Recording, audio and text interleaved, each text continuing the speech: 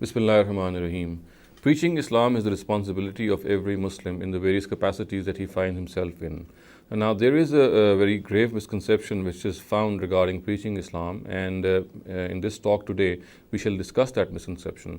And that misconception is that it is generally thought by many of our religious scholars that bringing about an Islamic revolution is the responsibility of every Muslim.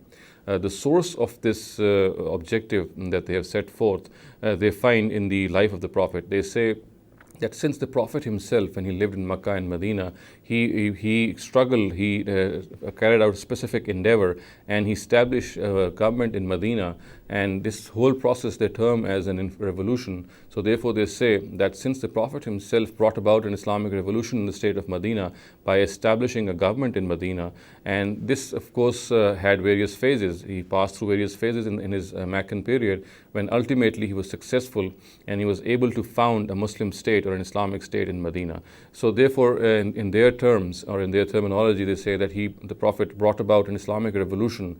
And since the Prophet is an example for all the Muslims, so therefore in following his example, it is mandatory upon every Muslim to be a part of this Islamic revolution, to be a part of this endeavor to bring about an Islamic revolution.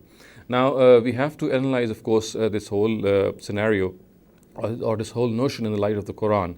And now, if we do so, we come to the conclusion that the Quran never uses the word revolution or its equivalent in Arabic. And what the Quran calls this whole endeavor of the Prophet is sunnatullah.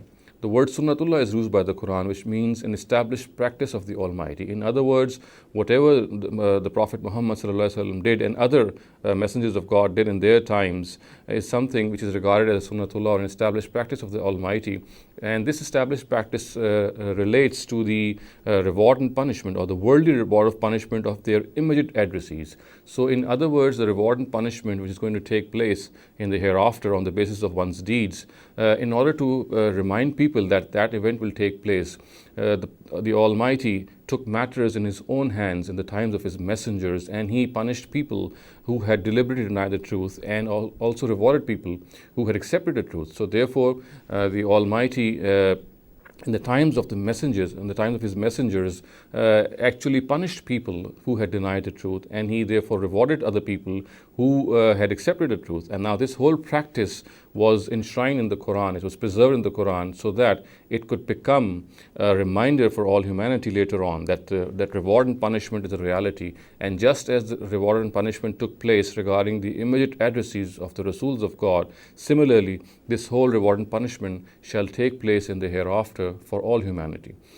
So therefore, it is absolutely clear that it is not the Islamic revolution, or not an Islamic revolution which the Prophet Muhammad ﷺ brought about.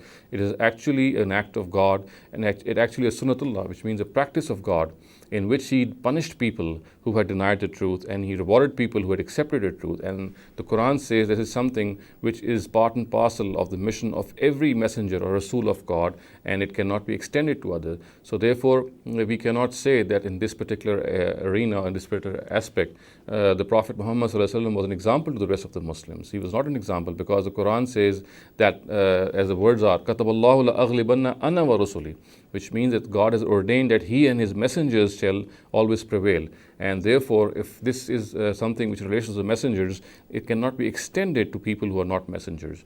So therefore, we can say that the whole endeavor of the Prophet Muhammad ﷺ cannot be termed as an Islamic revolution. It was the sunnatullah, or an established practice of God, whereby which God himself took matters in his own hands. And as it is evident from the Quran that the Rasul and his companions were actually nothing but a means for the Almighty to accomplish this whole endeavor. So therefore, if we can say that according to the Quran, the whole endeavor of the Prophet Muhammad ﷺ and all messengers before him was not to bring about an Islamic revolution, but the actual situation was that the Almighty wanted to punish people in this world who had intentionally denied the truth, and to reward people who had accepted the truth, so that this whole exercise could become a reminder for the greater reward and punishment which is going to take place one day on the Day of Judgment. أقول قولي هذا واستغفر الله لي ولكم ولسائر المسلمين والمسلمات.